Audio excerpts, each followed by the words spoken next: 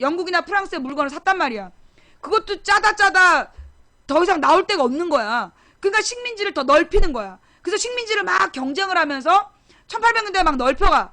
그러다가 이제 더 이상 넓힐 수가 없어지자 상대방 식민지를 넘보기 시작하는 거야. 그게 1800년대 말이에요. 1800년대 말에 가가지고 그 영국과 프랑스가 이 아시아, 아프리카, 특히 이제 이 아프리카를 놓고 아프리카와 아라비아 지방에서 식민지 경쟁을 막 벌이고 있는 상황에서 이때 뒤늦게 출발한 이탈리아하고 독일이 야 영국이나 프랑스 요즘 어디서 노냐? 야 아프리카 가서 난리도 아니야 이것들이 서로 막 차지하려고 쌩지랄이래. 야 근데 걔네들은 무슨 돈으로 그런다냐? 아 나라를 통일을 해가지고 세금을 얻어서 그 돈으로 그런데. 그러니까 그래? 야, 독일도 야 우리도 통일해. 이탈리아도 우리도 통일해. 그래갖고 이탈리아하고 독일은 1800년대 후반에 그때 가서야 통일을 시작을 해.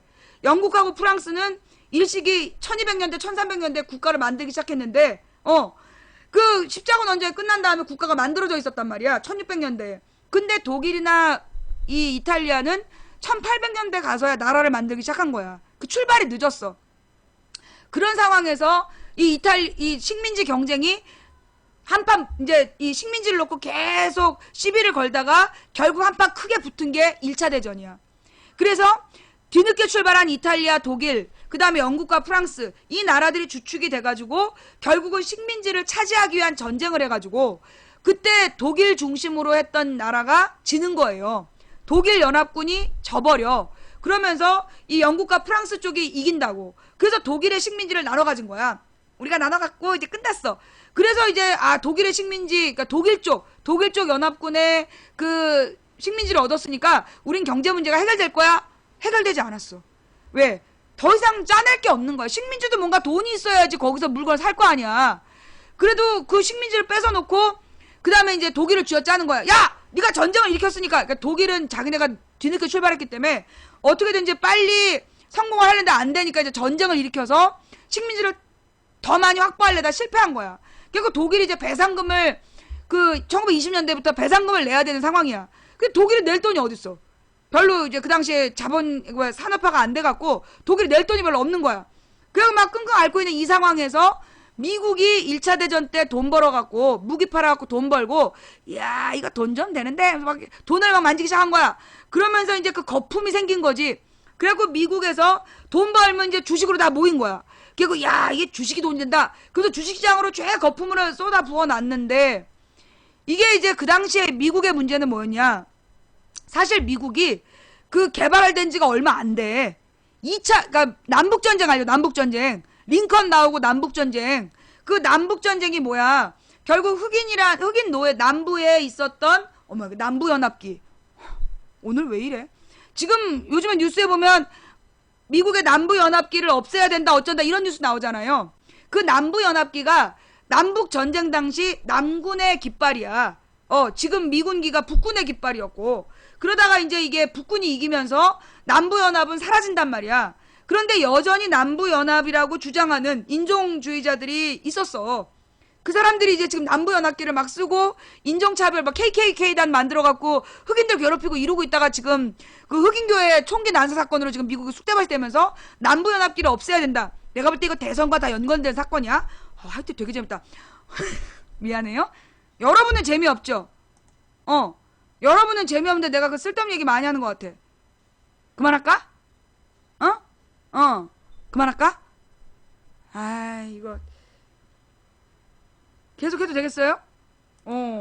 나중에 가서 딴 욕하고 그러면 안 돼. 자 그러면 하여튼 이제 하던 얘기를 이제 마저 할게요. 예, 땡큐. 그래갖고 이제 이 남북전쟁이 언제였냐면요 1800년대 중반이에요. 우리나라에서 왜 저기 세도 정치하고 이제 흥선대원군이 고종을 비밀리에 키우고 있던 그 시대, 그때가 미국의 남북전쟁이야. 이 흥선대원군과 고종 지나서 강화도 조약 맺고 개화기를 쭉 가잖아. 정조 죽은 다음이야. 우리 정조는 막 수원으로 수원 화성으로 궁전을 옮기겠다 막 이러면서 막 거대한 천도를 꿈꾸고 막 그랬잖아요. 우리가 그러던 시절, 그때 미국은 남북전쟁을 했어. 그 미국에서 남북전쟁을 했던 게 1800년대예요. 1800년대에 그 남북전쟁을 할 때까지만 해도 미국의 영토가 지금으로 확정되어 있지 않았어. 미국의 영토가 확정되지 않은 그런 상황이었다고. 좌우지간 미국이라는 나라가 나라권을 갖추기 시작한 게 1900년대야. 그러니까는 남북전쟁 이후에 영토가 확정이 되고, 그러면서 여러 가지 제도와 문물이 만들어진 게 1900년대 초인데, 이제 미국의 문제는 뭐냐면 영토가 너무 넓은 거야. 영토가 너무 넓은데 이 나라를 개발을 해야 되잖아. 개발해야 되는데 당시 미국은 주로 동쪽의 오데오 연안 중심으로 그 오데오 연안 주변하고, 그 다음에 여기 동부의 워싱턴하고 뭐 뉴욕 근처 보스턴 뭐 이런 쪽만, 동부 쪽에만 사람들이 많이 모여 살고, 그 소위 서부 개척, 남북 전쟁이요. 서부 개척이 남북 전쟁 이후야. 그거 알아? 빠르바르바빠빠빠 뿅! 그 서부 개척 시대가 남북 전쟁 이후예요. 그때까지도 서부가 개척이 안 된 거야. 그래가지고 왜 서부를 개척하면서 막 달려와갖고 깃발 꽂고 와라. 그게 남북 전쟁 이후에 서부가 개발이 되는 거야. 황야의 무법자 시대가 그런 시대예요. 미국의 역사가 얼마 안 됐다니까. 그래갖고 이제 서부를 개척하기 위해서 뭐가 필요했냐면 미국에 도로가 필요했던 거야. 도로하고 철도가 필요했던 거예요. 그러니까 이제 미국에서 그 철도를 놓기 위해서 이 노동력이 필요한데 노동력이 없는 거야. 인디언은 전부 다 씨를 말려 죽여버렸지. 인디언 보호구역에다 몰아 넣어버렸지. 그러니까 그 넓은 지역을 개발할 인력이 없으니까 이민을 받은 거야. 그래갖고 중국 사람들이 가서 철도를 놓은 거예요. 그러면 이제 이 중국 사람들이 철도를 놓고, 그래서 이제 서부 지역에 차이나타운이 발달한 거야. 그게 이제 그 서부 지역에 철도를 놓고 그 중국 사람들이 거기 이제 머물게 되면서, 근데 이 중국 노동자들을 시켜서 철도를 계속 놨다면, 이게 미국이 철도를 계속해서 격자 무늬로 놨다면 나는 미국이 옛날보다 훨씬 발전했을 것 같아. 근데 얘네가 중국을 두려워한 거야. 중국을 두려워해가지고 중국인들이 철도 노동을 하는 거면서 겁나가지고요. 철도 공사가 끝난 다음에 중국인들에게 누명을 씌워가지고 더럽고 막 뭐 사람 고기를 먹는다는 막 이상한 소문을 내가지고 이 중국인들을 고립시켜버린 거야. 그래갖고 중국인들이 따로 막 모여가지고 차이나타운으로 쫓겨가서 그 사람들이 거기서 머물게 된 거라고. 그게 내가 볼 때 미국의 불행은 거기서 시작됐다고 봐. 그때 그냥 철도를 쫙 놓고 많은 사람이 미국으로 들어가서 미국을 개발할 수 있게 했다면 미국이 지금처럼 경제가 불안정하지 않을 거야. 미국은 영토와 자원은 많은데 노동력이 모자란 거예요. 근데 그 노동력에 대해서 너무 그 1900년대 초반에 그 일찍이, 그러니까 미국의 경제가 그 영국이나 프랑스처럼 뭐 신항로 개척부터 해갖고 황금 갖다가 뭐 농업 국가를 산업 국가로 바꾸고 이런 차근차근 경제가 발전된 게 아니라 그냥 황무지에서 전쟁 한판 해갖고 야 이거 무기 장사가 돈 된다 야 이렇게 무식하게 시작한 경제였기 때문에 미국이 경제 개발 제대로 못한 거예요. 그게 난 미국의 불행의 시작이라고 봐. 그 좌우지간 미국은 미국에 불 켜져 있는 야간 지도를 보잖아. 그러면 서부지대 뭐 시애틀 일대, 그 다음에 이제 뭐 샌프란시스코, 그 다음에 뭐 LA, 그리고 여기 뭐 미국의 서남부지대 그 해안선 근처로 바짝바짝하고, 그 다음에 뭐 이제 그 휴스턴 있는데 그쪽으로 조금 비집고 가운데는 시커매. 가운데는 별로 빛이 없어. 그러다 이제 그 여기 뭐예요? 뭐 마이애미 이쪽으로 가면서 거기서부터 빛이 좀 나오다가 이 동부에 가서 오데오 연안에 가서 빛이 좀 있는 거지. 미국의 이 중서부지대에는 거의 뭐 산업도 발전이 안 됐고 거기 사람이 별로 안 살아. 뻑한 외계인이 온다 뭐 이런 얘기만 하고 거기서 핵실험하고 막 그랬던 거지. 그게 이제 미국의 불행인데, 좌우지간 그 미국이 1900년대 초반에 이제 그런 짓을 했단 말이야. 그러면서 미국은 잘 몰랐던 거지. 노동력의 문제를 잘 모르는 상황이었고, 1차 대전이 좌우지간 벌어지고 1차 대전에서 무기 팔아서 미국은 돈을 벌었고, 그 다음에 유럽은 식민지를 통해서 자기네들의 경제적인 문제를 해결할 수 있는 줄 알았는데 못한 거야. 그러면서 미국의 주식 거품이 깨진 게 그게 1920년대 후반에 그 경제 대공황이야. 27년인가 29년인가. 그 우리의 광주에서 학생 항일운동이 벌어지던 그 그때 미국에서 경제 대공황이 발생한다고. 그 비슷한 시기에. 그러면서 이 1930년대 중반에 영국의 이제 귀족 출신 경제학자인데 얘가 이제 고민을 하는 거야. 왜 유럽은 왜 이 발전된 자본주의가 그 문제가 생겼을까? 그러면서 이 마르크스의 자본론의 원리를 잘 본 거야. 그래서 핵심이 뭐다? 노동자들에게 임금을 안 주니까, 노동자들에게 임금을 안 주고 얘네들의 구매력이 떨어지니까 그게 결국은 경제를 무너뜨렸구나. 이걸 깨달은 거야. 그게 누구야? 케인즈. 케인즈가요, 귀족 출신에, 엄마가 교수인가 막 그래. 그 굉장히 잘 사는 애였어. 잘 사는 귀족 출신이었고 부자 출신이라고. 근데 얘가 잘 사는 부자 출신이었던 이 케인즈가 왜 이 자본주의가 위기에 갔을까? 그걸 고민하면서 이 공산주의 이대로 가면 마르크스의 주장대로 공산주의가 확장될 수도 있겠다. 그러면서 내세운 게 이 수정 자본주의 이론이야. 30년대 후반에. 그리고 이제 그 러시아 얘기는 여기서 중간에 또 끼어드는데 이제 프랑스로 가야 돼. 프랑스. 그 원래 마르크스가 프로이센 사람인가 그래. 프로이센 출신인데 그러니까 독일에서 태어난 유태인이야. 그러니까 독일 땅이지. 프로이센에서 태어난 유태인인데 얘가 이제 프랑스로 건너가서 프랑스 혁명 이후에 프랑스에 그 파리 꼼면이 일어나고 그 혁명 이후에 혼란기에 프랑스에 있었던 사람이야. 그러면서 얘가 나중에 영국으로 간다고, 마르크스가. 그래서 1860년대 후반 이때 그 자본론을 완성을 해요. 근데 그 자본론을 영국에서 쓴 거야. 쓰는데 그 당시에 그 아버지가 일자리를 얻지 못해서 글만 쓰고 있고 그 집 막내딸이 굶어 죽어. 막내딸이 굶어 죽으면서 자본주의의 폐단을 본 거야. 그 당시, 그러니까 1800년대 후반이 소위 영국에서 노동자들의 일자리를 없애버리고 아주 계속해서 최저 비용, 가장 낮은 임금으로 그 최대 이윤을 추구하는 천민 자본주의가 만들어진 그런 때였거든. 이대로 가면 자본주의 망할 거다라고 쓴 게 마르크스의 자본론이야. 근데 그 마르크스의 자본론은 뭐냐면 발전된 자본주의 국가가 계속해서 이 주식 장사만 하고 노동자들에게 임금을 계속 주지 않으면 노동자들이 나라를 그 사회를 뒤집어 버릴 거다, 이런 책이었단 말이야. 근데 그때 이 러시아에 레닌이라는 애가 나타나. 얘가 원래는 이제 신부가 되려고 했대요. 신학을 공부했던 애래, 레닌이. 그래갖고 이제 신학을 공부하고 그 성당에서, 그러니까 러시아 정교회에서 일했던 무슨 그 종교적인 일을 했던 애였어. 근데 얘가 이제 뭔 일이 있었는지 안 좋은 일을 겪은 것 같아. 그래갖고 이제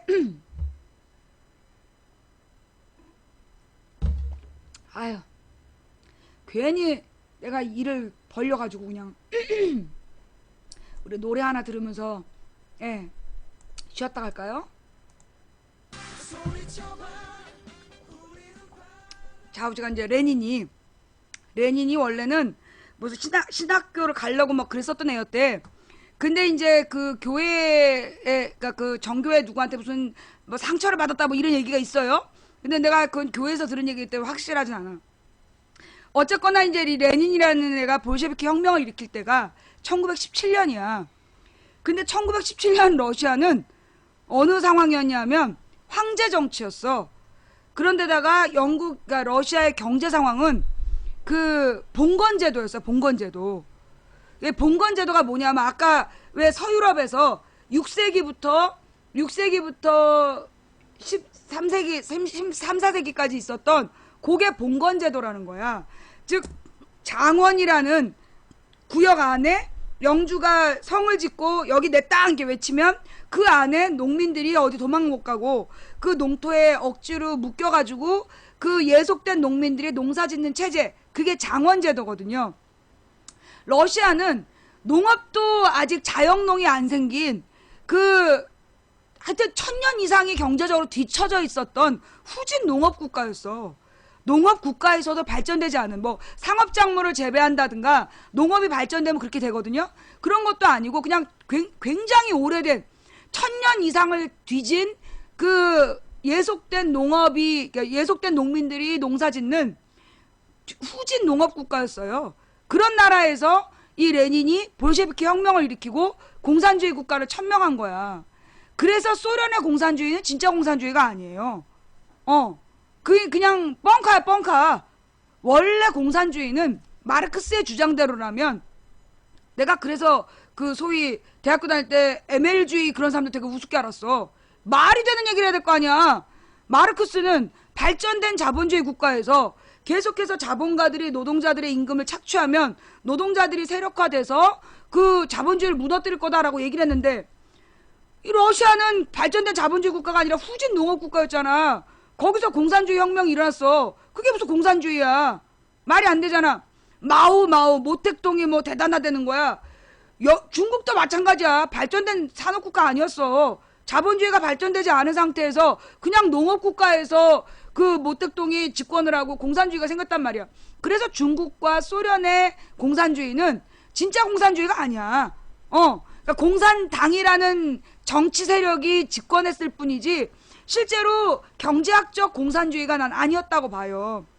그러니까 망한 거야 걔네들은. 그걸 분명히 알아야 돼. 그러면서 좌우지간 근데 이 영국의 케인즈가 발견한 거지.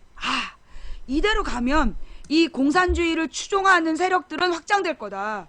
공산주의를 추종하는 세력들이 확장되고 노동운동이 막 가열차질 거다.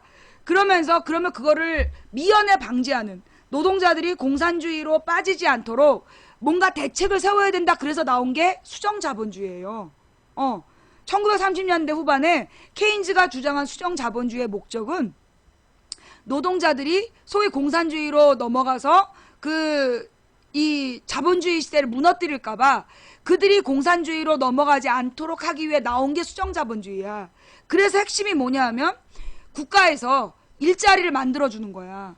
국가에서 복지제도를 만들어서 그 최소한의 인권을 보장해주고, 그래서 정말 굶어 죽는 사람이 없도록 국민들을 보살피고, 그리고 국가가 일자리를 책임지고 만들어주는 그런 제도를 만드는 게 수정자본주의의 핵심인 거야.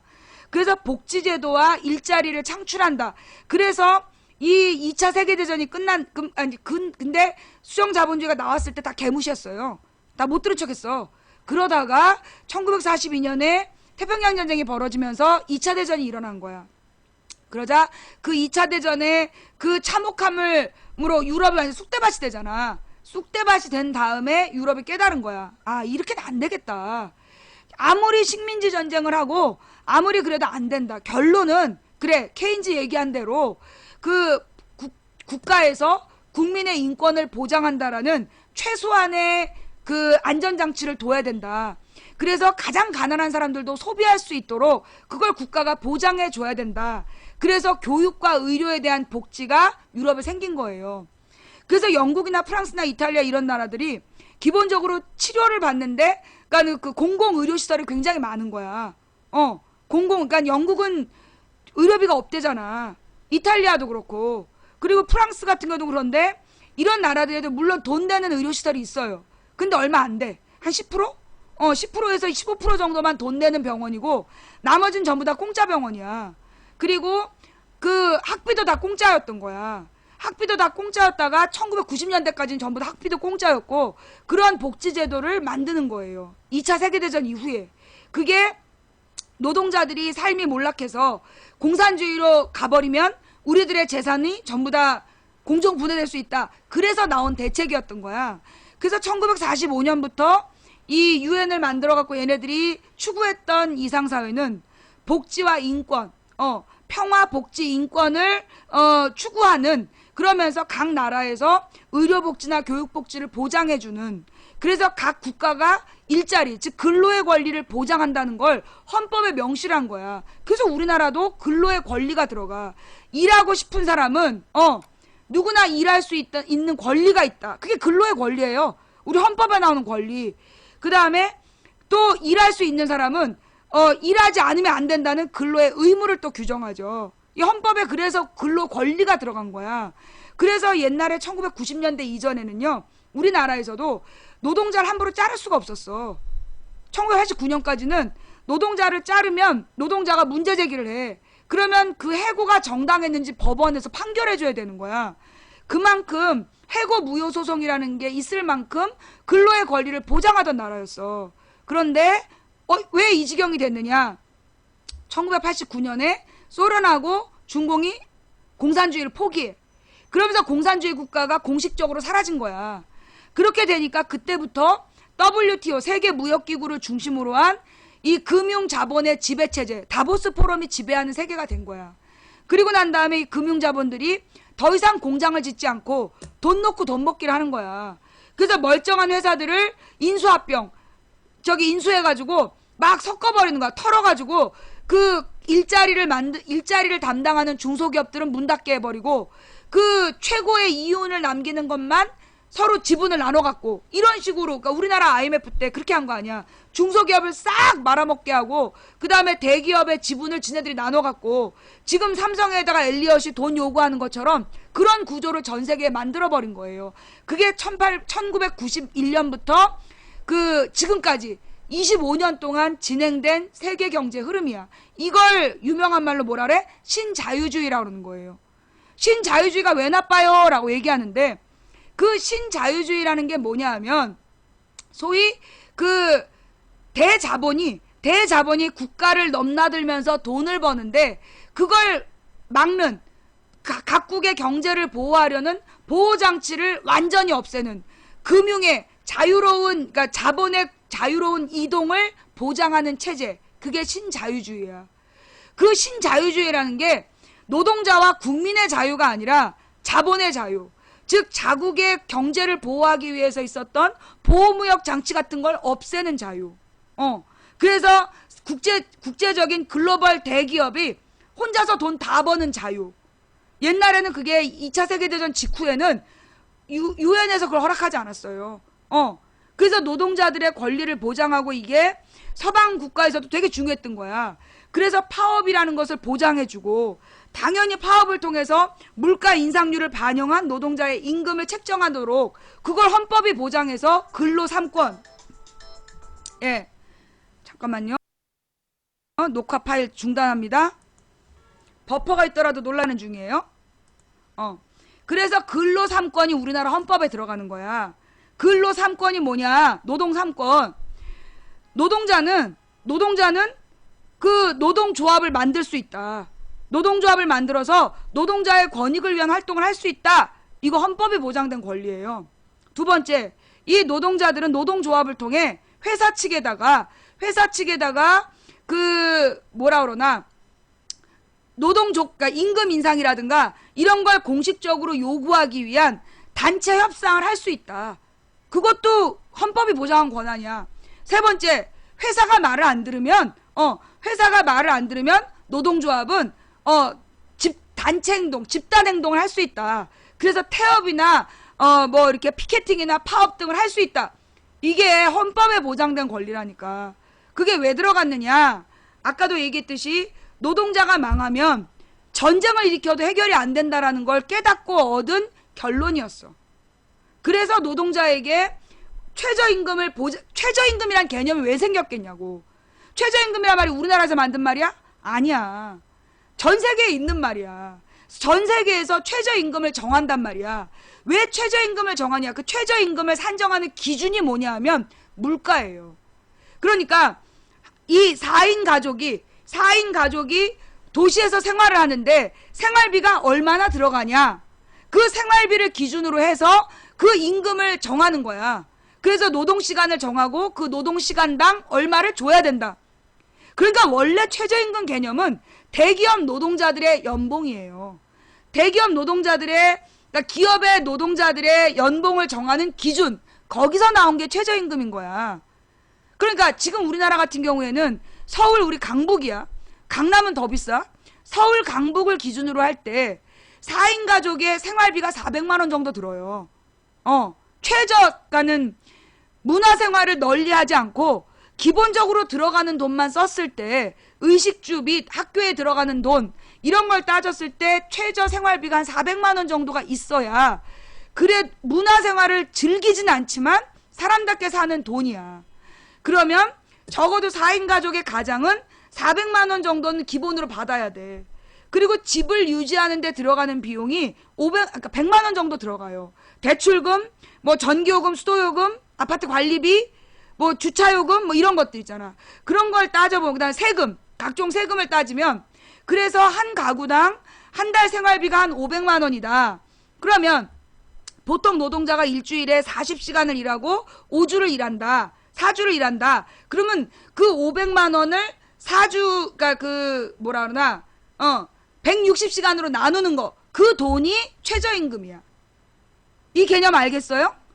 최저임금의 의미를 알겠습니까? 원래 최저임금은 그렇게 산정돼야 된다고. 도시에서 생활하는 사람들의 생활비를 보고 그 다음에 그 생활비를 그 업무 시간 160시간으로 나눴을 때 1시간당 얼마를 받아야 되나. 그럼 얼마가 나와야 돼. 그럼 한번 따져봐봐. 500만 원을 160시간으로 나누면 1시간에 얼마 받아야 되는지. 그게 우리나라의 적정 그 최저임금인 거예요. 그럼 10,000원 넘을걸? 그지? 4인 가구일 때. 4인 가구일 때. 예. 4인 가구일 때 그 정도야. 그러면 그 4인 가족이 아니라 2인 가구면 그 생활비 200만 원에 집 유지비 100만 원, 300만 원. 그러니까 가족 수당이라는 게 그래서 붙는 거예요. 가족 수당이라는 게 그 임금에 왜 가족 있으면 돈을 더 주는 게 그래서 그러는 거라고. 옛날에 그렇게 가족 수당 개념이라는 게 있었어. 지금은 뭐 다 사라졌지만 그런 가족 수당을 인정해 줬던 게 그런 생활비 개념이었던 거예요. 그래야 이 사람들이 뭘 할 수 있어? 소비를 하는 거야. 노동자가 기본적으로 소비를 해야 사실 그렇잖아요. 노동자들이 돈 받으면 그걸로 해외여행 가? 우리나라에서 뭐 노동자들이 무슨 해외여행 가서 해외에 가서 돈 쓰겠어? 재벌들은 뭐 하나 뭐 이쑤시개도 외제를 쓰지만 우리 같은 서민들은 실제로 우리나라에서 돈 벌면 우리나라에서 쓰잖아. 시장에서 쓰고 우리나라 그 업소에 가서 쓰고 작은 중소기업 뭐라나 골목시장 가서 쓰고.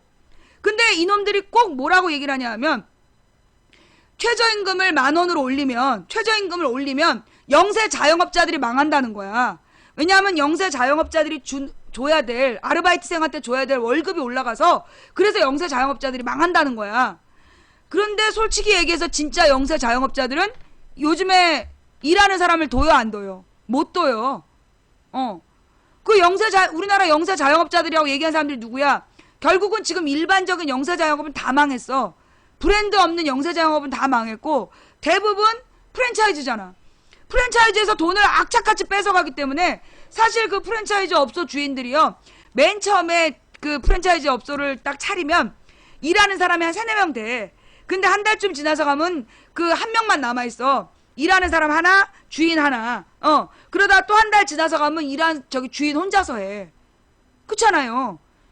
이게 거기서 일하는 사람이 많으면 주인 바뀐 지 얼마 안 된 거야. 가령의 유명한 뭐 이런 거, 이런 프랜차이즈 업체들이 딱 갔을 때 일하는 애들이 좀 많다. 그러면 이거는 주인 바뀐 지 얼마 안 된 거야. 한 달 뒤에 가봐. 일하는 애가 딱 1명, 그 다음에 약간 나이 든 사람 1명 와있어. 그거 주인이야. 그러다 그 다음 달에 가봐. 그러면 그나마 애 없어지고 그 나이 든 사람이 계속해. 그래서 맨 처음에는요, 그 프랜차이즈 업체를 착 열잖아. 그러면 주인이 와보지도 않아. 그러다 이제 한 달쯤 지나고 나면 일하는 사람 하나가 막 카운터에 있고 고정적으로 앉아있는 한 사람이 있어. 그게 주인이야. 그러다가 이제 그 사람이 한 달 뒤에는 가서 카운터에 서 있는 거야. 이게 프랜차이즈 업계의 문제에서 6개월에서 1년, 6개월 지나면 원금 털어먹고 이제 그만하겠다고 이제 그런 주인 바뀌는 거 아니야. 그럼 또 아르바이트생 3명으로 시작하는 그게 악순환이에요. 그러면 이제 이런 영세 자영업체들이 최저임금 10,000원으로 했을 때 감당을 못한다? 개소리라고. 실제로 이런 프랜차이즈 업체들이 망하는 이유는 대기업에서 프랜차이즈 비용을 너무나 과다하게 요구하는 거. 그 다음에 또 뭐예요? 그게 2년에 한 번, 3년에 한 번씩 인테리어를 자기네들이 정한 업체에서 바꿔야 돼. 근데 그 인테리어 비용이 몇 억이야. 그럼 2년에서 3년에 2, 3억이 들어야 되면 적어도 1년에 1억이 남아야 3년에 3억 정도 인테리어를 하잖아. 근데 실제로 원가를 따져보면 몇 천만 원 안 하는데 3억을 걷어가는 거야. 그것도 다 지네들 돈인 거지. 그러니까 실제로 프랜차이즈를 해서 망하는 건 일하는 사람의 임금이 높아서 망하는 게 아니라 대기업이 프랜차이즈 비용으로 너무 많이 뺏어 먹어서 그래서 망하는 거야. 또 영세 자영업자들이 아르바이트생한테 아르바이트 비용을 못 준다라고 얘기하는데 실제로 아르바이트생을 요즘에 못 써. 진짜 영세 자영업자들은 자기네가 일 다 해. 자, 지금 누구더러? 누가 시비야?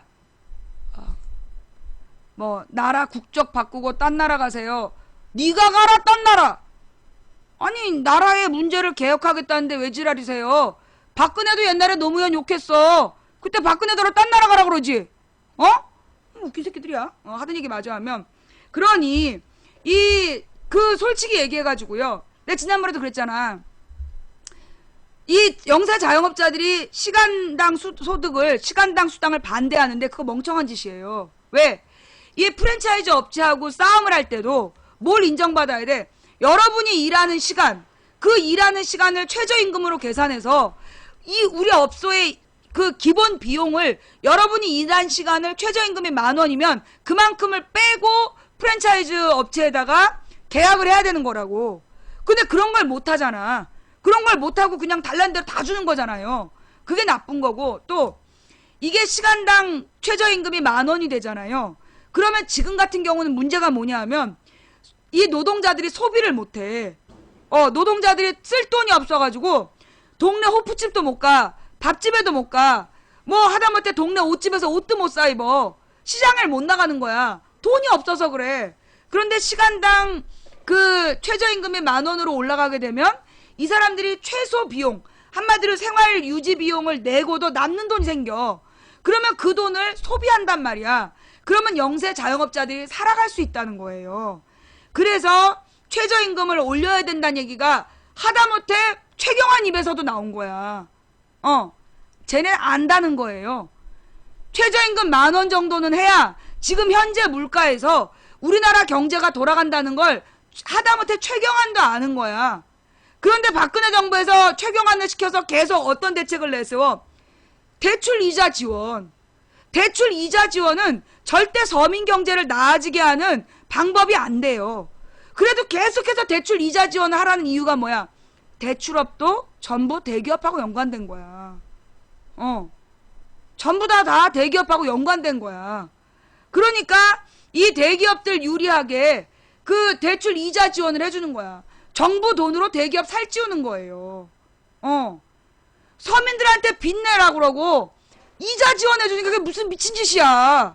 차라리 그 돈을 그냥 나눠주면 그 돈으로 최저 생계를 할 수 있는 사람들이 소비를 한단 말이야. 당장 먹을 게 없는 사람들이 시장에 가서 먹을 걸 산다고. 그게 나라 경제를 살리는 법이야. 지금 우리 정부에서 1년에 400조 가까이 쓰고 있어요. 이번에 추경 예산 또 쓴대잖아. 그 돈 다 어디로 가냐고. 그 돈 다 어디로 가냐고. 400조 이상을 쓰고 있는데 그 돈이 실제로 소비가 안 되고 있는 거야. 왜 그러냐? 주로 나라에서도 돈을 쓰는데 이 박근혜 이명박 얘네들이 뭐 했냐? 말단 공무원 숫자를 늘린 게 아니야. 연봉 1억짜리 고위공직자를 늘렸어. 청와대에서 일하는 무슨 그 청와대 인력을 1.5배로 늘린 거예요. 청와대에서 일하는 애들은 구급 공무원 정도 돈 안 받아. 걔네들 연봉 몇 억대야. 그런 애들을 1.5배로 늘렸다고. 그러니 지난 이 8년 동안에 걔네들이 받아간 돈만 해도 얼마겠냐고. 그 많은 인력이. 그러면 걔네들은 연봉 1억 이상 받는 애들이 돈 받으면 우리나라에서 돈 쓰나? 차도 외제차 타지. 아주 그냥 길에 외제차가 깔렸어. 그렇잖아. 차도 외제차 타지. 하다못해 지갑도 외제를 들고 다니잖아.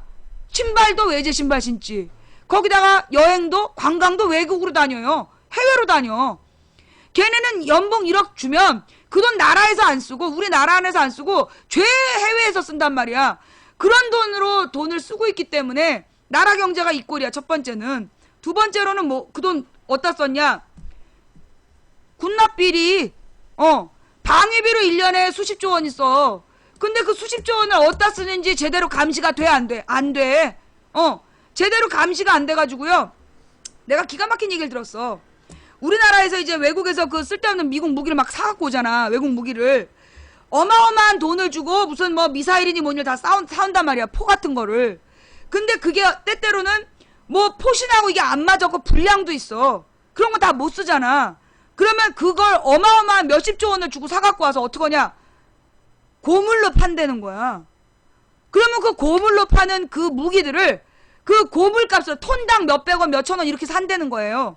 그래서 그거를 분해해서 파는 거야. 근데 팔 때 이 무기들은 최고급 합금이라는 거야. 그래서 그걸 팔 때 어마어마한 돈이 이익이 생기는 거야. 그래서 그 군에서 나오는 고물 처리업자가 어마어마한 돈이 오가는 거래. 그 자리가 꽃보지기래잖아. 누가 귓말로 질문진이야. 귓말로 질문하면 강퇴야. 그러는 거야. 그러면서 이게 우리가 미국이나 이런 미국에서 사오는 무기가 1년에 한 8조 원 정도를 쓴대요. 8조 원 정도를 1년에 쓰고 그 다음에는 한 4, 5조가 뭘로 들어가냐? 그 무기 유지관리비. 워낙 아주 예민한 최첨단 무기라서 그런데 살상력이 어마어마하기 때문에 실제로는 한 번도 쏴보지를 못하는 거야. 근데 너무나 예민하고 그 굉장히 복잡한 기계이기 때문에 유지관리비가 몇 조 원이 들어가. 그래서 실제로 그 8조 원짜리 무기를 하나 팔아놓으면 4년이면 유지관리비로 그 무기값보다 훨씬 더 많이 가져간다는 거야. 그게 해외 무기 회사들이 버는 돈이야. 그냥 앉아서 돈 버는 거지. 좌우지간 이게 살상력이 어마어마하기 때문에 한 번도 써보지는 못했기 때문에 어느 정도의 살상력을 가진지도 몰라. 우리가 돈을 그런 데다 쓰고 있는 거예요. 그 밖에 뭐 우리 공주마마 놀러 다니실 때 비행기 값도 내고 비행기 운영하는 돈도 내시고. 예. 아이 중계방이 너무 많이 생겨가지고 그림 하나 보고 갈게요. 예. 국가의 돈을 너무나 함부로 쓴다는 거죠.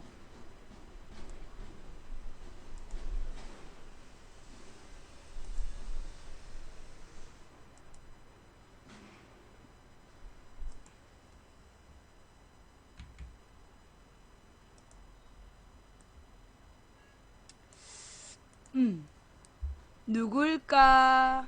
한결의 그림판이에요. 네. 병원놀이, 쇼핑놀이, 물놀이, 공주놀이.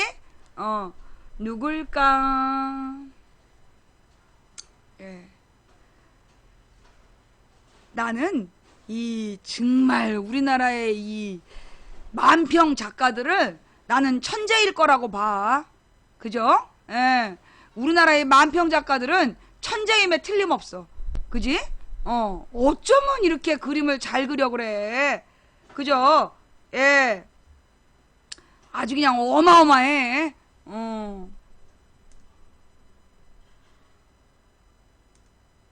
누굴까?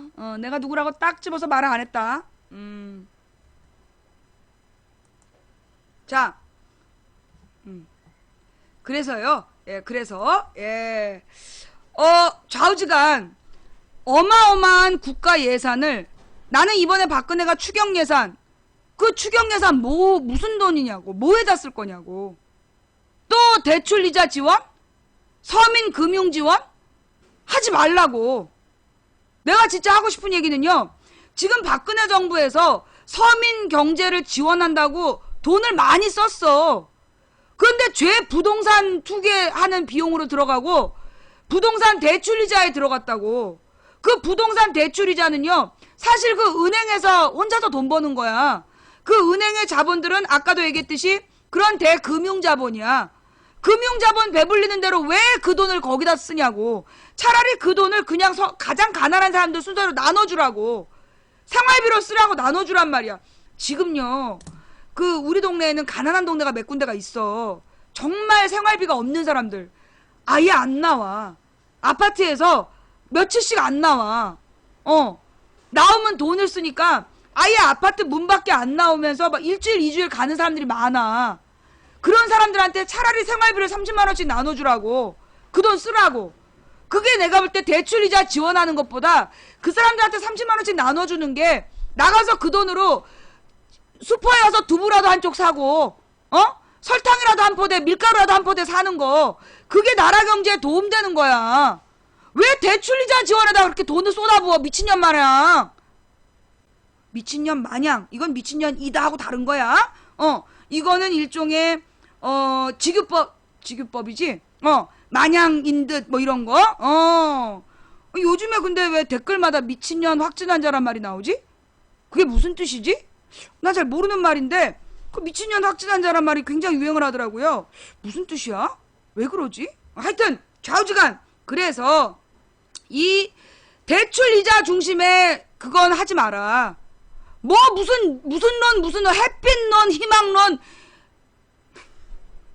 내가 이제 우스갯소리로 내가 이제 우리 조카들한테 내가 그랬잖아요. 내가 이제 사실 나는 내가 별로 소비를, 내가 뭐 옷을 사거나 뭐 무슨 뭐 보석을 산다든가 그런 걸 안 하잖아.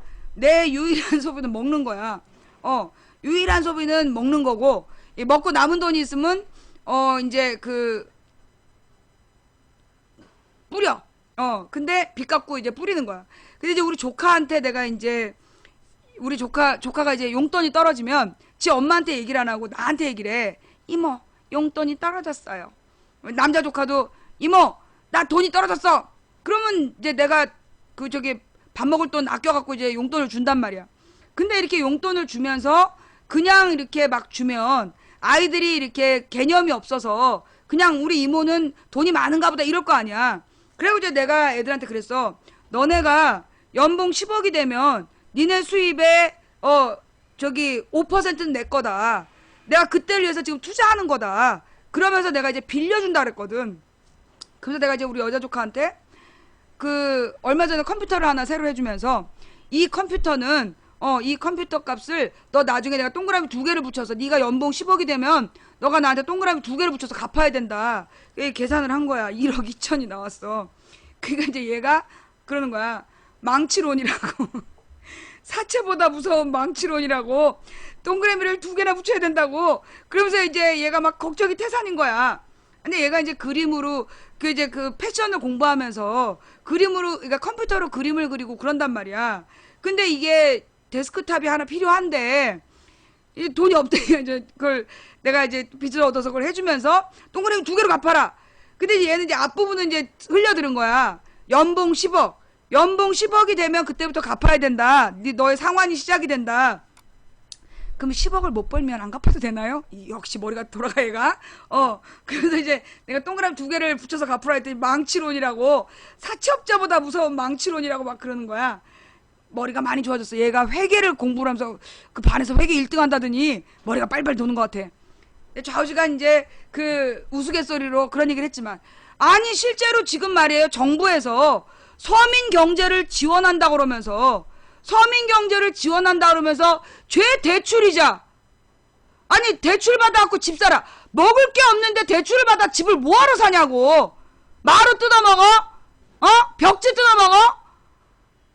아니 왜 대부분 그 서민경제 지원을 죄 아파트 살 때만 지원해주냔 말이야. 미친 것들 아니야. 살이 찌긴 뭐 얼마나 쪘다고 그래. 이게 다 메르스 때문이야. 메르스 사태가. 아니 이번 주가 고비라고 벌써 한 달째 그래. 한 달째 이번 주가 고비라 그러면서 그놈의 고비가 안 끝나. 내 메르스는 어떻게 이길 수 있어? 골고루 영양식을 먹고 푹 쉬고 그래야지. 이제 그러면서 면역력을 키워야 메르스를 이길 수 있단 말이야. 메르스 균을 씹어 먹으려면 건강해야 돼. 내가 한 달 동안에 지금 2kg 가까이 들었잖아. 프로필 또 바꿔야 돼. 이게 다 메르스 때문이야. 오죽 심각하면 지금 삼성 병원에서도 뭐 부분 폐쇄를 무기한 연장한대잖아. 나도 어쩔 수 없이 메르스 사태가 진정될 때까지 나도 어쩔 수 없이 다이어트를 무기한 연기 중이야. 예. 좌우지간 지금 말이에요. 이 메르스 사태도 굉장히 심각해. 근데 보니까 얘네가, 여러분 진짜로요. 그 지난주에 황교안이가 총리 된 다음에 메르스가 진정됐다고 막 뻥을 깠잖아. 그죠? 그리고 여러분들 전부 다 역시 망치 부인이 얘기한 대로 황교안이가 총리 되니까 메르스가 진정됐다는 둥 잡혔다는 둥 막 그랬잖아. 근데 그 내가 계속해서 황교안이가 총리 되니까 메르스 덮냐, 그리고 메르스를 어떻게 덮겠다는 거냐, 상식적으로. 지금 환자가 이렇게 늘어나 있고 격리자가 많고 그 다음에 방역에 구멍이 났는데 환자를 6월 말까지 종료시킨다는 게 말이 안 되는 거야. 근데 이것들이 뭐 6월 말까지 종료시키겠다고 뻥을 까더니 이게 이제 국제 전문가들도 그거 불가능하다고 얘기하고, 그러니까 이제 메르스 가을까지 간대. 이제 메르스가 가을까지 간다라고 인정하고 이제 이번 주가 고비란 얘기 이제 못 하는 거지. 이 황교안 총리 만들고 덮으려고 그러다가 이제 못 덮은 거야. 그런데 궁금한 거, 황교안 어디 갔냐? 뭐 공주님의 특명을 받아 뭐 6월 말까지 메르스를 잡겠습니다. 어디 갔어? 메르스 잡겠다더니 어디 간 거야? 왜 안 보여?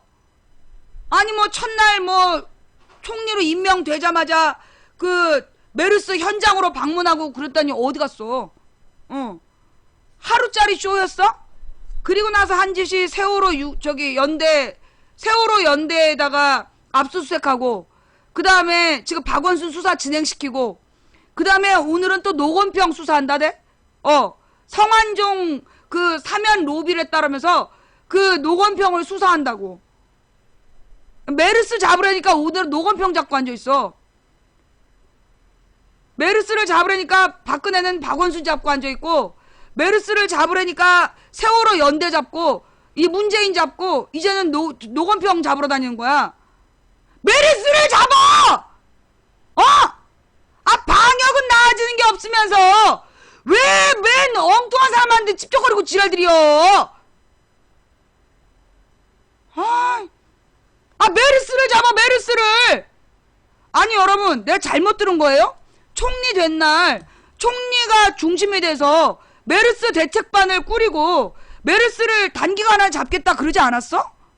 그러면서 막 메르스 쇼했잖아. 이게 내가 잘못 본 거야? 내가 뉴스에서 본 거 그거 내가 꿈깨를 헛것 본 거야? 진짜 그랬지? 분명히 지가 그랬지? 어디 갔어? 어디 가서 뭐 하는 거야 지금? 지금 메르스가 계속해서 전파되면서 이거 가을까지 못 잡는 데잖아. 지금 다른 나라에서 얼마나 한국의 메르스 때문에 깜짝 놀라는 줄 알아? 내가 이제 해외에서 속속들이 얘기가 들어오는데 메르스 따위에 한국이 이 정도일지 몰랐다고 나도 깜짝 놀랐다는 거야. 메르스가 무서운 병이 아니라 메르스 따위에 나라가 쑥대밭을 되는 걸 보면서 한국이 어쩌다 이렇게 됐냐 이랬고 다들 깜짝 놀랐대. 영국의 가디언지에서 1년 전에 메르스는 집안에서 쓰는 소독제로도 잡을 수 있다, 메르스 위험한 병이 아니다 그랬다며. 전 세계 선진국에서 메르스 때문에 사람이 이렇게 많이 죽고 지금 27명이죠. 죽은 게 27명에 환자가 176명? 175명? 환자가 175명에 사망자가 27이야. 사우디아라비아에 의사도 없고 병원도 없는 나라에서 1000명 걸려서 400명 죽었다고, 400 몇십 명이. 그래서 치사율 40%라고 나왔어. 거긴 의사도 없고 병원도 없어. 그 천막에서 살다가 그냥 죽는 거야. 거기 아직도 상당수가 유목민이고, 그래서 죽는 나라라면 이해가 돼. 그런 나라하고 지금 동네마다 의사들이 있는 우리나라하고 이게 비교가 안 된다고. 근데 지금 환자가 176명이야. 사망자가 27명이야. 근데 내가 또 하나 궁금한 거. 그 메르스 확진자 중에 퇴원자 숫자가요. 내가 왜 지난주에 이 사망률 계산 좀 잘못된 것 같다. 환자 수 전체에서 그 사망자를 따지면 안 되고 그 그러니까 완치자 플러스 사망자를 해서 그 숫자 중에 그걸 분모로 놓고 사망자 계산해야 된다. 그 얘기 전에는 그 퇴원자가 별로 없었지 않아요? 그 퇴원자 숫자 좀 봐봐. 내가 지난주에 그런 얘기를 했어. 지금 우리가 사망률을 계산하는 게 확진 환자 172명 분의 27 사망자 이렇게 해서 계산하는데 이건 잘못된 거다. 확진자는 지금 어떻게 된지 모르는 거니까 병을 앓고 있는 사람 빼고 지금 이제 완치자 플러스 사망자를 하고 그 숫자를 분모로 해서 그 분의 사망자로 해야 된다. 그걸 내가 금요일인가 얘기를 했잖아. 그리고 난 다음에 갑자기 그러니까 완치자 플러스 사망자 분의 그걸 분모로 해서 그 분의 사망자로 해야 사망률이다 라고 내가 얘기를 했더니 갑자기 저기 퇴원자가 늘더라? 그지? 갑자기 그 퇴원자가 늘어. 그렇지 않아요? 그 퇴원자들은 지금 다 나아서 퇴원한 거 맞아? 아니 내가 그 얘기 하기 전에는 그 사망자하고 퇴원자가 거의 비슷했어요. 지난주 금요일날 숫자 한번 봐봐. 사망자하고 퇴원자 숫자가 비슷했어. 근데 내가 사망자 더하기 퇴원자 분의 사망자 수 곱하기 100을 해야 된다. 그랬더니만 이 저기 퇴원자가 갑자기 늘어나고 있어. 예. 확진자도 더 늘고 있다. 근데 하여튼 늘어나는 숫자는 지금 줄고 있는데, 예. 하여간 뭐 지금 이제 메르스에 대해서 우리 정부가 그러니까 전 세계에서 지금 깜짝 놀라는 게 두 가지인데, 하나는 메르스 따위의 한국의 방역 체계가 이렇게 무너졌다는 거에 깜짝 놀라고, 두 번째로는 어떻게 메르스에 대해서 우리 정부가 이렇게 정보 공개를 제대로 안 하느냐. 왜 이걸 숨기고 그러느냐. 이게 아주 국제사회 골칫거리래요. 국제사회에서 놀라는 두 가지가, 첫째는 메르스 따위의 이 나라가 이 정도로 쑥대밭이 되는 거고, 두 번째로는 어떻게 정부가 기본도 안 지키냐. 기본도 안 지켜서 정보 공개를 제대로 안 해서 사태를 악화시킬 수 있느냐. 그것 때문에 놀란대. 근데 지금 박근혜는 국제 전문가가 자기 잘하고 있다 그랬다고 또 막 그러더라. 그러면서 지금 박근혜는 막 지가 그 삼성의 이재용이가 이제 사과를 했잖아요. 삼성의 이재용이가 이제 사과를 했어. 근데 마치 그 사과하는 자리가 와 막 조명하며 무슨 데뷔전이야. 그죠? 예. 무슨 이제 삼성가의 오너가 바뀌었다라는 거를 데뷔하듯이 무슨 저기 연예인 시상식 같지 않았어 조명이? 나만 그렇게 본 거야?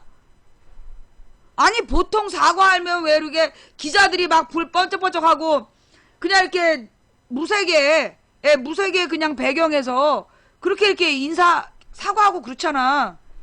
근데 무슨 사과하는 자리가 무슨 시상식인 줄 알았어요?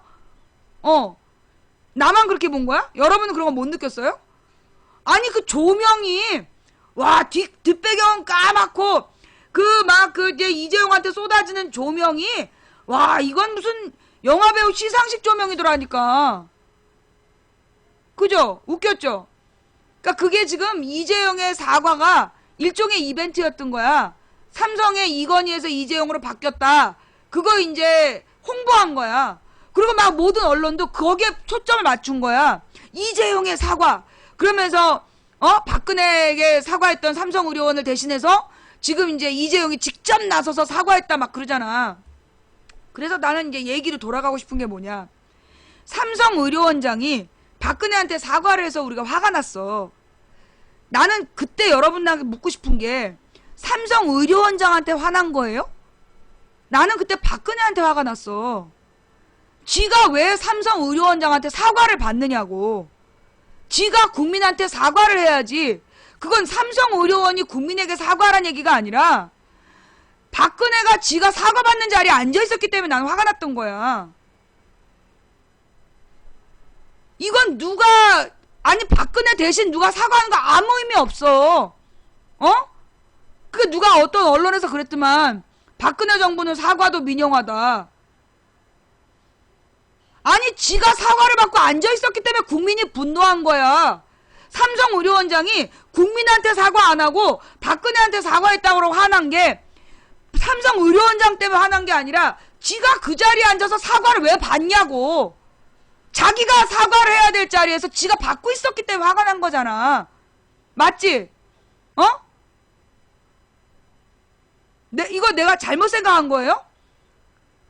여러분도 그게 문제였다. 삼성의료원이 박근혜한테 사과한 거에 화가 난 지점은 박근혜가 사과를 해야 될 주체인데 자기가 대상이 돼서 사과를 받고 있어서 화난 거이다. 그런 사람 손. 나하고 생각이 같았던 사람. 삼성의료원장이 우리한테 사과를 안 한 거에 화가 난 게 아니라 자기가 왜 사과를 받고 있느냐고 박근혜한테 화났다는 사람 손. 그렇잖아. 지금 우리가 화가 난 건 삼성이 왜 우리한테 사과 안 하냐가 아니야.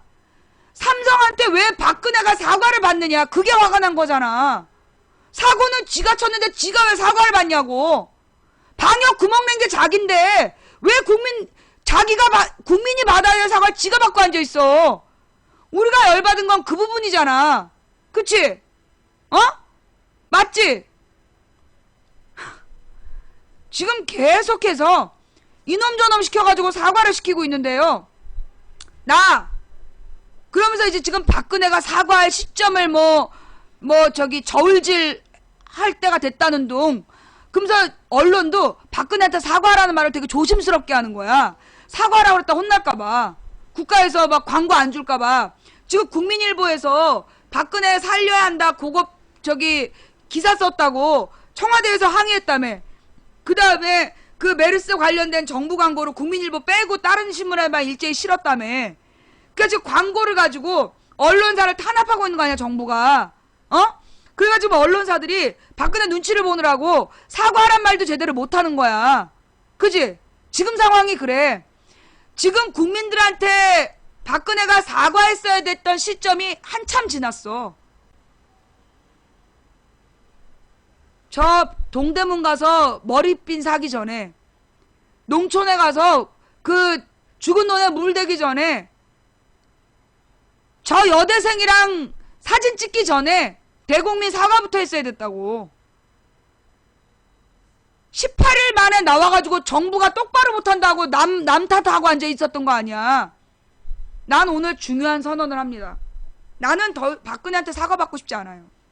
나는 더 이상 우리가 박근혜한테 사과를 요구하면 안 된다고 봐. 사퇴하라고. 이제 사과할 때는 지났다. 한 달 전이면 사과로 통할 수 있었지만 이제 박근혜는 사과 필요 없다. 사퇴해라. 망치부인 말이 맞다. 박근혜한테 우리는 이제 더 이상 사과받고 싶지 않아. 왜? 나는 도리어 사과가 두려워요. 눈물 질질 짜면서 사과하는 척 한 다음에 해외여행 한 바퀴 돌고 와가지고 또 무슨 짓을 할지 알아. 세월호 때문에 사과하는 척하고 해외여행 한 바퀴 그날 출국했잖아. 그날 출국해서 해외여행 갔다 와가지고 그 여론조작단이 세월호 유가족에 대해서 온갖 허위사실 유포한 거 아니야. 난 사과받고 싶지 않아. 더 이상 사과하지 마. 사퇴를 해. 노무현 대통령한테 박근혜가 옛날에 2004년에 김선일이라는 사람이 죽었을 때, 김선일이 누구냐? 그 가나무역인가? 미국의 무기회사야. 미국의 무기회사 그 하청업체더라고. 그 직원이었던 김선일이라는 사람이 소위 이제 그 회사에 들어가서 선교를 한 모양이야. 그래서 김선일 선교사라 그랬어. 그러니까 미국의 무기회사에 취직을 해서 이슬람 지역에 선교하겠다고 갔다가 그 이슬람 과격단체에다 붙들려가지고 이 목이 잘려 죽은 사건이 있었어요. 그 당시에 노무현더러 국민의 생명과 안전을 보호하는 국가의 정부의 가장 기본적인 것조차도 못하는 치떨리는 무능이라고 그러면서 얼마나 욕을 했는지 몰라. 그랬던 박근혜 작년에 세월호로 304명이 죽었어. 지금 환자 176명인데 이 176명이 확진 판정을 받고 치료받는 동안에 폐가 상했던 거야. 그 상한 폐는 회복 안 돼. 비율이 좀 작으면 다행이지만 비율이 컸던 환자는, 심각한 상태까지 갔던 환자는 나중에 후유증으로 죽을 수도 있는 거야. 176명 왜 그렇게 됐어? 맨 첫 번째 환자가 그 병원에서 메르스 환자인 것 같다고 보고했는데 보건부에서 바레인은 메르스 질병국가가 아니라고 버티면서 확진 판결이 늦어졌고 그로 인해서 수포 전파자가 된 거 아니야. 나중에 알고 보니까 바레인이 메르스 발병국가 맞더만. 그래서 상황이 이 지경이 됐어. 국민의 생명과 안전을 보호하는 게 국가의, 정부의 가장 기본적인 의무라고 얘기하면서 왜 너는 안 지키는데? 얼마나 더 죽어야 되는데? 자, 망치 부인 말이 맞는 것 같다. 박근혜가 사과할 게 아니라 사퇴해야 된다라고 동의하시는 분 손. 이미 박근혜는 사과할 시점 놓쳤어. 사과로 안 돼. 난 사퇴해야 된다고 봐. 오죽하면 우리가 어린 너네 물대포 쏴서 죽이는 게 차라리 피해가 제일 적다고 그러겠어. 참는데도 한계가 있어.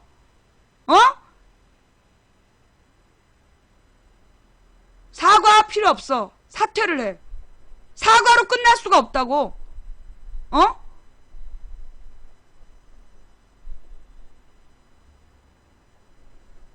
아니 뻑하는 남 탓이야. 아니 정부가 정부가 초기 대응을 제대로 못했다. 아니 도대체 그 정부의 최고 수장이 누구냐고. 정부가 뭘 똑바로 밝히라는 동 그 정부의 최고 수장이 누구야. 자기가 대통령이면 행정부 최고 책임자야. 근데 뻑하면 정부 탓을 해. 그러니까 박근혜가 생각하는 정부 최고 책임자가 누구야? 노무현이야?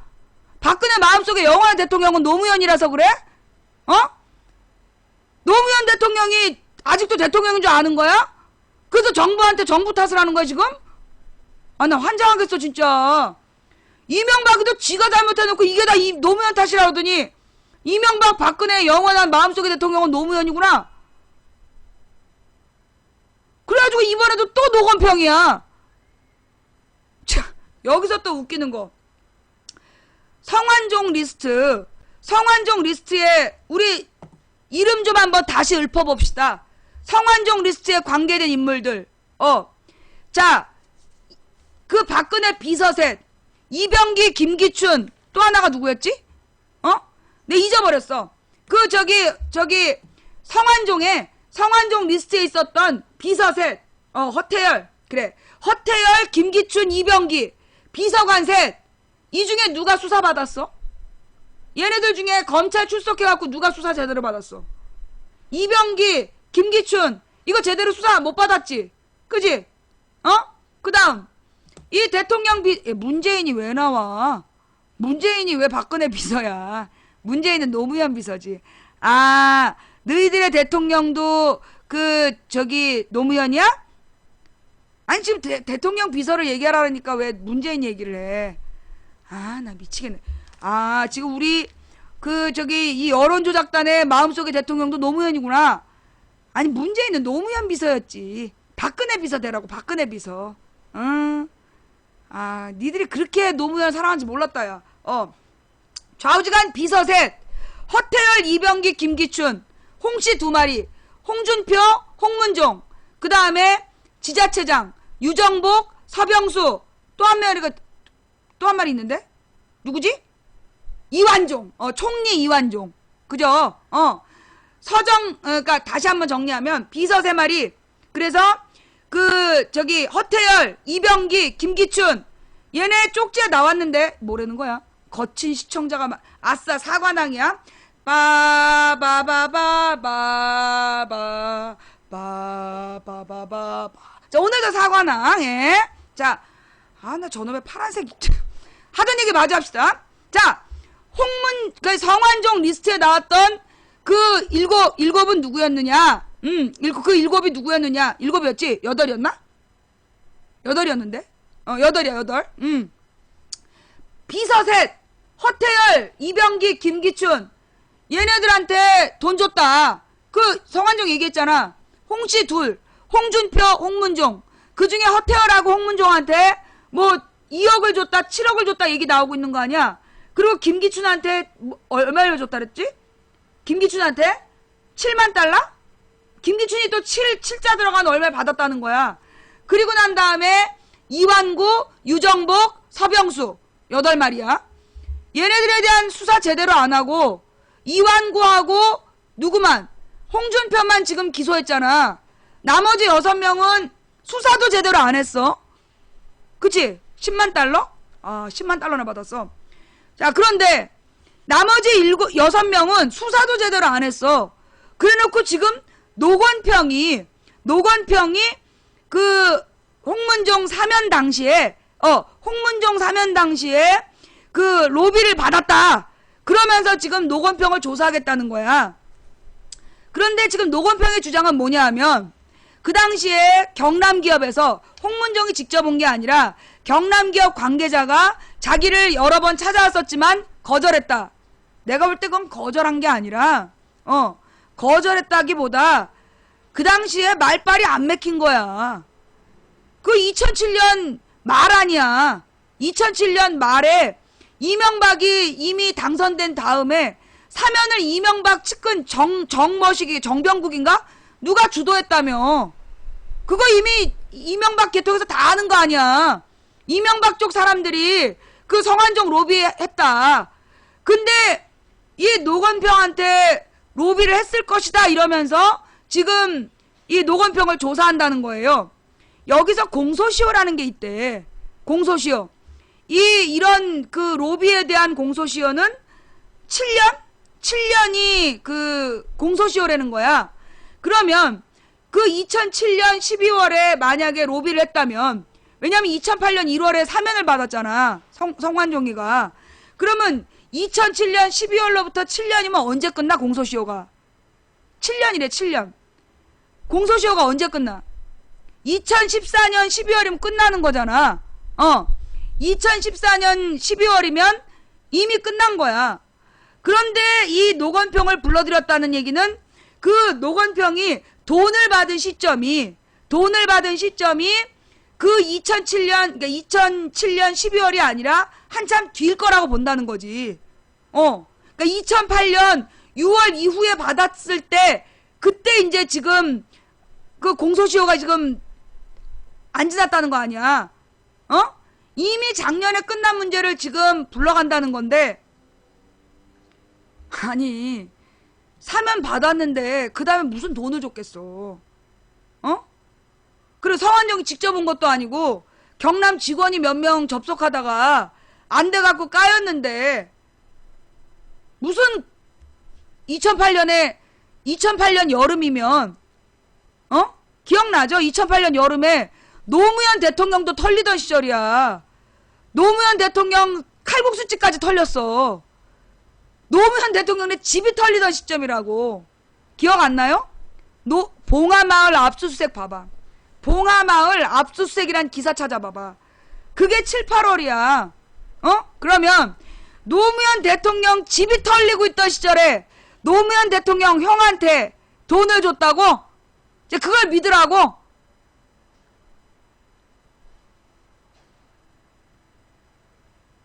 말 같은 소리를 해야지. 결국은 뭐냐, 또 노무현 흠집내기로 메르스 무능으로 인한 국민들의 분노를 또 노무현 흠집내기로 넘어가려는 거 아니냐. 노건평이 돈 받았다는 증거가 있으면 나는 노건평을 살려주면 안 된다고 봐. 솔직히 얘기해서 나는 이 노건평이란 사람 때문에, 나는 그 노건평이란 사람 때문에 내가 그 2004년부터 7년까지 여의도에 있을 때 너무 짜증이 났기 때문에, 나는 노건평이 정말로 돈을 받았다는 증거가 있다면 나는 종신형을 살리든 무기징역을 살리든 난 상관없다고 생각해. 노건평 때문에 얽힌 사건이 얼마나 많았어. 자, 증거를 까. 정황포착 이런 얘기 하지 말고 증거를 까. 노건평이한테 성완종이 돈을 줬다. 그 증거 있을 거 아니야. 6월 이후에, 2008년 6월 이후에 노건평이가 돈 받았다는 증거 있을 거 아니야. 그래서 지금 노건평 불러다 수사하는 거 아니겠어? 증거를 까. 증거 까고 아주 노건평을 사형을 시키든지 종신형을 때리든지 상관없어. 그런데 만약에 증거가 없다면 법무부 장관, 검찰총장 싹 다 옷 벗어. 그리고 박근혜도 물러가. 증거 있겠지. 설마 증거 없이 또 전직 대통령 형을 데려다가 또 그러겠어? 설마 참고인으로 조사하는 건데 마치 돈 받은 정황이 있는 것처럼 보도한 건 아니겠지. 만약 그렇다라면 언론사 사장 새끼들을 감옥에 넣어. 만약 노건평이 그냥 참고인 수준으로 조사받는 걸 마치 피의자로 조사받는 것처럼 그렇게 보도한 언론사라면 그 언론사 사장 새끼들 전부 다 무기징역시켜. 진실이 뭐야? 분명히 얘기하는데 난 노건평한테 애정 없어. 노건평이 죄가 있으면 증거 까고 당장 잡아넣어. 그런데 만약에 증거가 없었다면 니들 여러 명 죽을 줄 알아. 아주 국민을 홍어조수로 하는 게 아니겠지? 그지? 설마 증거 없이 그러겠어? 그런데 또 증거 얘기하니까 또 문득 떠오르는 생각이 있어. 뭔데? 2013년 그 국정원 여직원의 댓글이 증거로 발견이 됐어요. 증거가 확인이 됐어. 1900 몇십 개의 댓글 및 그 조작을 했다라는 게 그 데스크탑하고 노트북에서 발견이 됐단 말이야. 그걸 검찰이 공개를 해버렸어, 증거를. 그래갖고 네티즌들이 다시 더 추적을 해가지고 관련 증거들을 막 수천 건 수만 건 찾아낸 거 아니야. 그래서 박근혜가 대통령 자격이 없다. 왜? 박근혜는 그 당시 분명히 문재인한테 뭐라고 얘기를 했냐면 국정원 여직원이 댓글을 달았다는 증거도 없이 감금을 하고 미행을 했다. 성폭력 범죄자들이나 하는 것처럼 이라고 TV토론에 나와서 얘기했어. 그거 선거법 위반이야. 국정원 여직원 댓글을 달았는데 국정원 여직원이 댓글을 달았다는 증거가 없다는 보도도 없었는데 그런 말을 공표하면서 상대 후보를 모욕을 한 거 아니야. 허위사실로 비방을 한 거야. 이거 선거법 위반, 징역 8개월 이상 살아야 되는 거야. 그래서 박근혜가 이 선거법 위반이라는 게 들통이 나는 순간이었어. 자, 그때 박근혜가 위기를 대처한 방법은 뭐였어? 위기를 대처한 방법. 이석기가 내라는 뭐였다. 최동욱이 혼외자 있다. 최동욱 혼외자가 있다라는 거 확실한 증거 있어요? 최동욱이가 혼외자를 낳았다. 그거 증거 있어? 증거 없어. 지금 증거라고 종편에서 주장한 게 뭐냐 하면 잠옷을 입고 그 내연녀라고 얘기되는 여자랑 새 가족이 찍은 가족 사진을 침실에서 봤다. 근데 그 사진이 있으면 깠겠지. 근데 최동욱이 미치지 않은 다음에 잠옷을 입고 가족 사진을 찍어서 침실에 걸어놨겠냐? 상식적으로 그게 지금 말이 된다고 생각하냐? 그 내연녀란 사람도 최동욱 자식 아니다. 친필로 자기 지장 찍어갖고 6개 언론사에 편지를 보냈어. 주민번호 공개해갖고. 혼외자를 낳았다는 거 아버지가 너희들 그렇게 자신 있으면 DNA 검사하자 그랬어. DNA 검사는 아동인권 침해래. 그래놓고 학교에 가서 막 조사하고 지랄 연배했고 그 애가 결국 미국으로 갔어. 누가 아동인권 침해냐? DNA 검사 한 번 하면 끝날걸. 끝까지 DNA 검사는 반대했어. 종편이. 그래놓고 무슨 최동욱의 내연녀라고 그 의심되는 여자하고 돈 문제로 서로 고소고발 중인 사람 데려다가 잠옷을 입고 찍은 가족 사진을 봤다. 침실에 걸어놨다. 뭐 스냅 사진으로 잠옷 입고 찍을 수는 있지. 누가 그걸 침실에 가족 사진으로 걸어놔. 말 같은 소리를 해야지. 있으면 까지. 뭐 인권 침해? 왜 그래? 요즘에 모자이크 기술이 얼마나 좋은데. 잠옷 입은 최동욱 나머지는 모자이크 처리해갖고 공개를 했으면 됐을 거 아니야. 없어. 사진 없어. 그럼 이석기가 내라는 음모죄가 뭐냐? 전두환 노태우가 사형 선고 받았던 죄야. 쿠데타를 일으킨 죄. 군부대를 가지고 정권을 침탈하려고 한 죄. 침탈했던 죄. 그걸로 얘네가 내라는 음모죄로 사형 선고를 받은 거야. 전두환 노태우가. 그러면 이석기가 내라는 음모죄를 저질렀다고 현역 국회의원을 구속을 시켰어. 그러면 내라는 음모의 증거가 있어야 되잖아. 그 내란 음모를 했다는 증거가 아로라는 조직이야. 소위 아로라는, 즉 혁명조직이라는 걸 만들어서 얘네가 혹한의 추위를 뚫고 산악훈련을 하면서 디데이를 준비했다. 확인해보니까 영상 5도에 등산한 거야. 이석기 지지자들이 영상 5도에 가서 등산을 했어. 그걸 혹한을 뚫고 산악훈련을 하면서 내란 음모를 준비했다고 이제 뻥을 깐 거예요.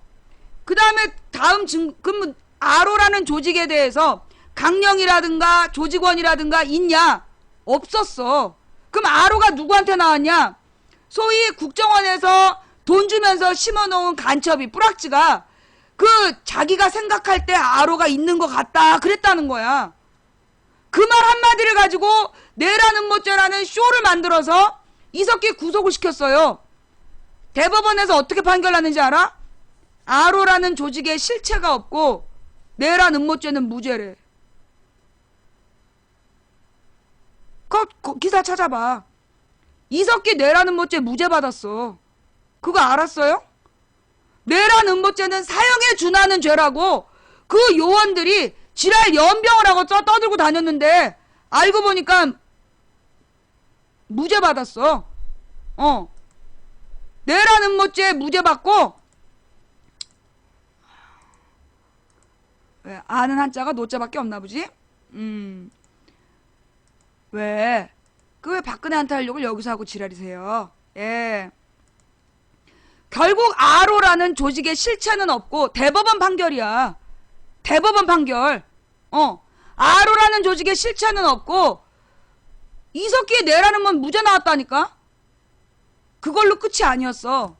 그해 여름, 13년 여름에 그 이명박이 2012년 여름에 뭐 서울시 공무원 간첩 사건이라 그러면서 서울시 공무원 유우성이 그 국가의 허락이 없이 2012년 1월에 북한을 몰래 왔다 갔다 했다는 정황이 발견됐다. 탈북자의 정보를 북한에 팔았다.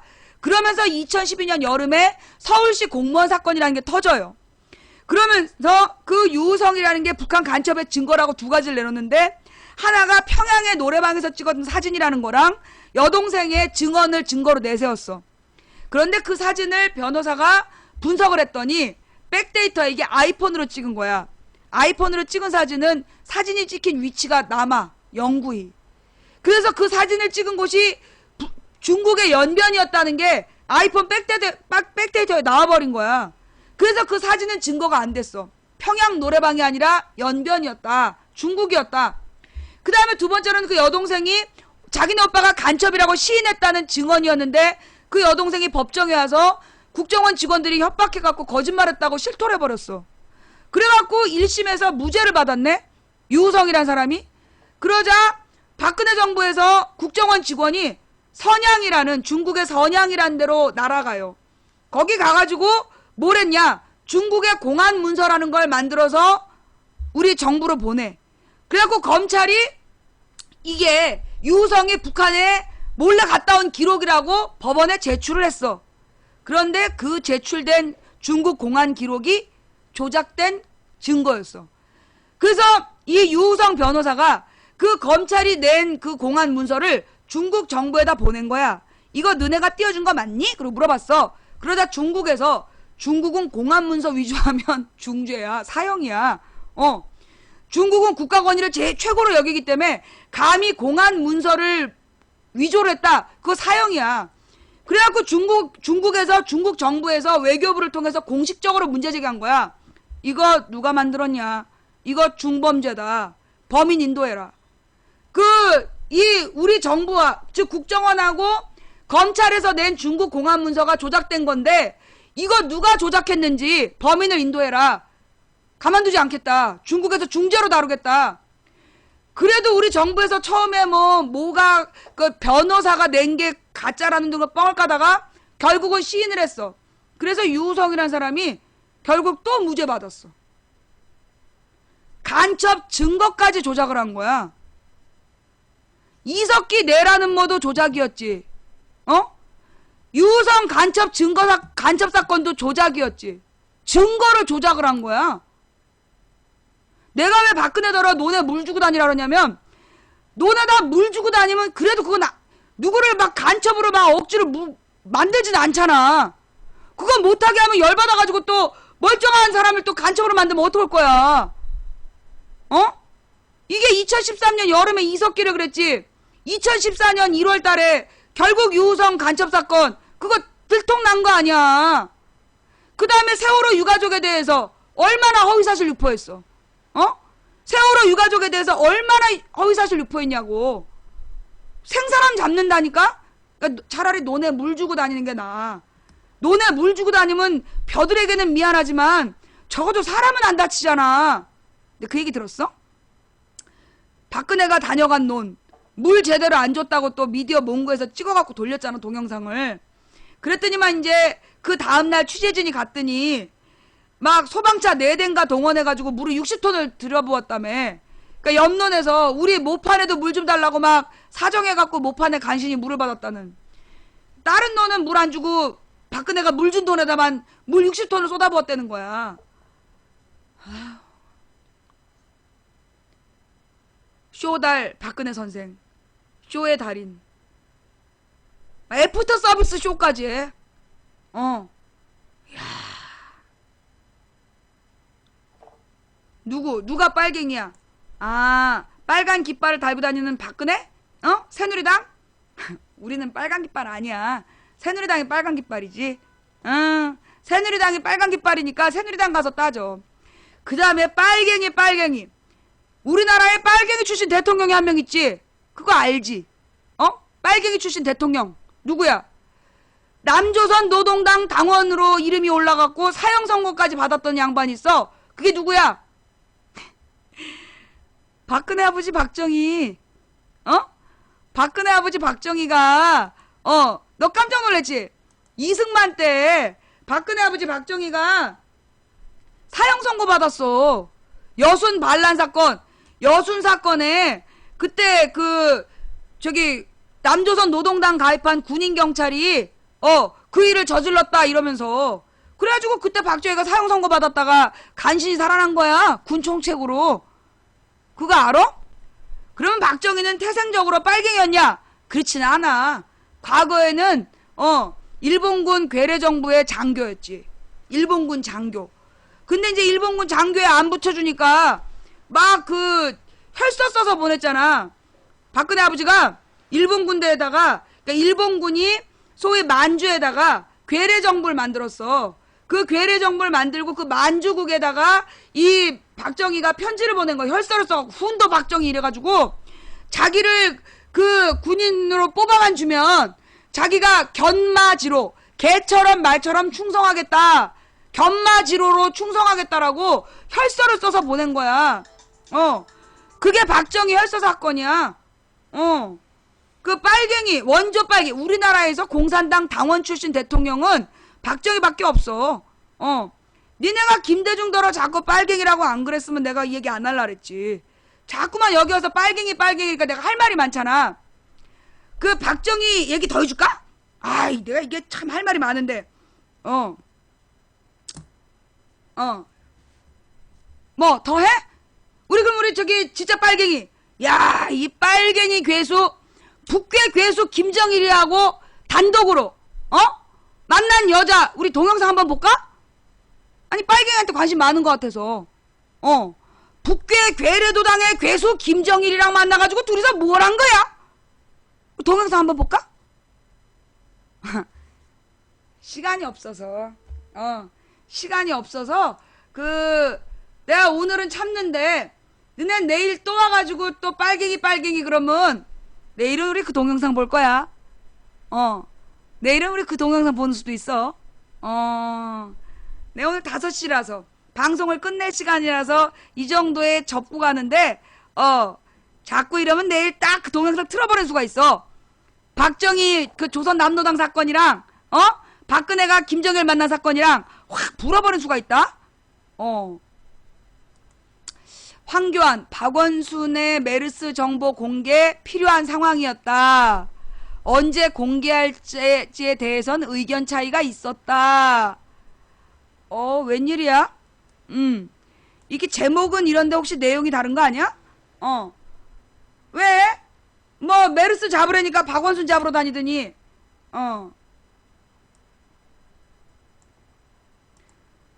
박원순의 메르스 정보 공개 필요한 상황이었다. 황교안 국무총리는 24일 박원순 시장의 메르스 정보 공개와 관련 결과적으로 필요한 상황이었다고 인정했다. 이날 오후 국회 정치분야 대정문 질문에서 새정치민주연합 의원이 메르스 사태 정보 공개에 대한 박 시장의 요구가 지나쳤냐고 묻자 이같이 대답했다. 그는 이어 결과적으로 정보 공개가 필요한 상황이었다는 판단을 정부도 하고 있었다. 지금은 거의 모든 정보를 공유하고 있다면서 결과적으로 정보 공개가 필요한 일이었는데 언제 공개할지에 대해서 의견 차이가 있었다라고 덧붙였다. 이제 와서 인정하는구만. 그런데 검찰은 왜 수사 중이냐고. 검찰은 왜 박원순 수사를 하고 지랄들이야. 자, 우리 또 황교안 뉴스, 우리가 그 지난 청문회 때 너무 비리가 많이 터져가지고 그냥 지나간 거. 박근혜 정부가 작년인가? 범칙금으로 1조 원 걷었다는 얘기 들었죠? 예. 박근혜 정부에서 범칙금으로 1조 원을 걷었다는 거야. 특히 교통범칙금 같은 걸로 엄청 걷어들인 거야. 야, 우리 같은 서민들이 그 딱지 안 내면 어떻게 돼요? 난리가 나? 그지? 산지 10년 된 똥차라도 뺏길까봐 우리는 그냥 후딱 내잖아, 범칙금. 어머, 그런데 어떤 썩을 놈이 세상에 범칙금을 안 내가지고 5번이나 범칙금 체납 때문에 자동차를 몇 번씩 압류당한 놈이 있었대. 그 누구야? 도대체 자동차가 압류당할 때까지 범칙금 안 내고 그 체납금. 그러니까 이제 범칙금을 안 내면 체납금이야. 체납금을 어느 시간까지 안 내면 자동차 압수가 들어와. 누구야 그거? 황교안? 황체납? 황공한? 황체납? 야, 여러분도 범칙금 내라 그러면 버티세요. 5번은 버텨야 총리가 될 수 있어. 우리 자라나는 아이들이 뭘 배우겠어요? 대한민국 총리가 되려면 범칙금을 막 체납을 해가지고 적어도 5번은 자동차가 압류를 당해야 그래야 총리가 되는구나. 우리 대한민국의 어린이 여러분들 중에 혹시 총리가 꿈인 친구들 잘 알아도 일단 군대를 면제받아야 돼. 두드레기라고 버텨. 막 긁어서라도 두드레기라고 버텨서 군대를 안 간 다음에 범칙금을 막 만들어가지고 체납을 해. 그래서 자동차가 5번은 이제 압류를 당해봐야 총리가 되는 거야. 총리의 길이 멀고 험해. 웬만한 심장으로는 안 돼. 거기다 이제 아들한테 주는 돈도 증여세 안 내고 버티다가 이제 장관 되면 내고, 딸한테 준 돈도 증여세 안 내고 버티다가 총리 지명되면 되고. 왜 총리가 되는, 우리 내일은 우리 진짜 빨갱이 역사, 그래서 우리 이제 이 박정희 박근혜 지난 과거와 그 다음에 총리 되는 법, 장관 되는 법, 이런 거 한번 연구해 볼까요? 오늘은 시간이 5시라서 이제 끝내야 될 것 같아. 내일 6.25 특집. 빨갱이 출신, 남조선 노동당 당원 출신 대통령의 이야기. 그래, 내일은 우리 그 얘기하자. 내가 웬만하면 안 할라 그랬어. 니네가 오늘 우리 방에 와가지고 빨갱이 그 짓거리만 안 했으면 내가 안 하려고 그랬다고. 근데 니네가 자꾸 와서 빨갱이 그러면서 망치부인이 감옥을 왜 안 가냐고. 나 갔다 왔다니까. 다음번 가는 거 좀 시기를 조정 중이야. 너희들 때문에 내일 박정희 특집 할 거야. 박정희 박근혜 특집. 남조선 노동당 당원 출신의 박정희, 그리고 북괴 괴수 김정일과 단둘이 만나 소리도 끄고 무슨 얘기를 나눴을까. 우리 할 일 많다. 자,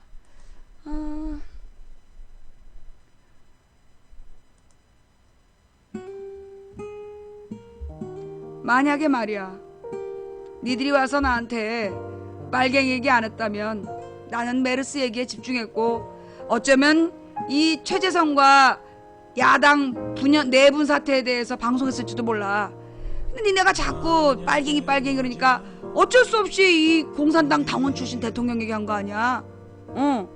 이런 걸 보고 뭐라 그러냐, 자업자득이다. 네가 그런 짓을 했기 때문에 벌 받는 거다. 너네 팀장이 너 오늘 일한 거야. 일단 까겠다. 아유, 그러니까 앞으로 그냥 아무 때나 와서 빨갱이 그러지 마. 그 진짜 빨갱이를 내가 보여줄 수가 있으니까. 알았지? 자, 여러분 오늘 방송 어떻게 보셨어요? 예, 방송 재밌게 보셨다라면 추천 부탁드려요. 추천해주신 우리 3,703분께 진심으로 감사드리고, 예, 오늘 추천 안 하고 보신 양반들 알지? 인생의 가장 중요한 순간에 그냥 다리에 줄줄 녹색 설사가 있을지어다. 옳은 것이 강한 것을 이기는 나라. 참 어려운 얘기죠. 예. 옳은 것이 강한 것을 이기는 것이 꿈도 못 꾸는